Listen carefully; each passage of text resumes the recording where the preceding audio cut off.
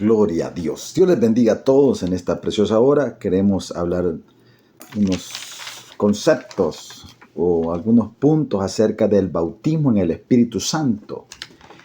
Y para eso vamos a hacerle la lectura a la palabra de Dios en el libro de los Hechos de los Apóstoles, en el capítulo 1 y versículo 8. La palabra de Dios dice de la siguiente manera: pero recibiréis poder cuando haya venido sobre vosotros el Espíritu Santo, y me seréis testigos en Jerusalén, en toda Judea, en Samaria y hasta lo último de la tierra. Amén. Hemos hablado antes acerca del bautismo del Espíritu Santo, estuvimos hablando en el tema de doctrina básica, y estuvimos hablando también en la ruta del líder acerca del bautismo en el Espíritu Santo, y hablábamos en doctrina básica que es una investidura de poder. Pero quiero que toquemos algunos aspectos, y el primero de ellos es que el bautismo en el Espíritu Santo es una promesa del Padre. En el Evangelio según San Lucas capítulo 24 y versículo 49, la Escritura dice de la siguiente manera: he aquí yo enviaré la promesa de mi Padre sobre vosotros, pero quedaos vosotros en la ciudad de Jerusalén hasta que seáis embestidos de poder desde lo alto. Amén. Gloria a Dios.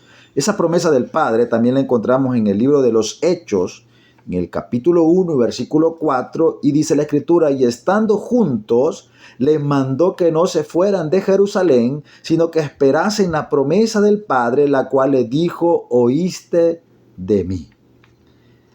Quiere decir que el bautismo en el Espíritu Santo no es un trofeo espiritual para sentirnos superiores o, qué sé yo, modelar, ¿verdad?, para que nos vean los grandes siervos, sino que la Escritura nos está diciendo que es una investidura de poder. La palabra griega utilizada es la palabra dunamis, que significa dinamita, o de donde proviene la palabra dinamita. Quiere decir que el Espíritu Santo, el bautismo en el Espíritu Santo, es un poder que rompe estructuras y capacita para lo imposible, para llevar el mensaje a todos los rincones de la tierra. Por eso, para eso se nos da esa investidura de poder, ese poder prometido por el Padre. Otro aspecto que hay que ver es la diferencia que hay entre sello y bautismo. El sello, es decir, lo podemos llamar también la salvación, es al creer en Cristo Jesús, el Espíritu Santo viene a habitar en nosotros. Es más, la Escritura dice que nos convertimos en templo y morada del Espíritu Santo.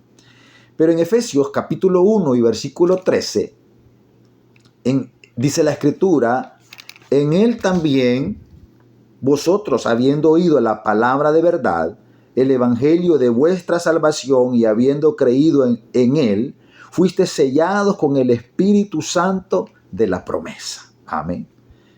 El bautismo o empoderamiento, le podemos llamar así, es ser sumergidos. El significado de la palabra baptizo, que es la palabra griega, significa ser sumergido completamente en su presencia para el servicio a Dios, al servicio en su obra, al servirle al Dios Todopoderoso.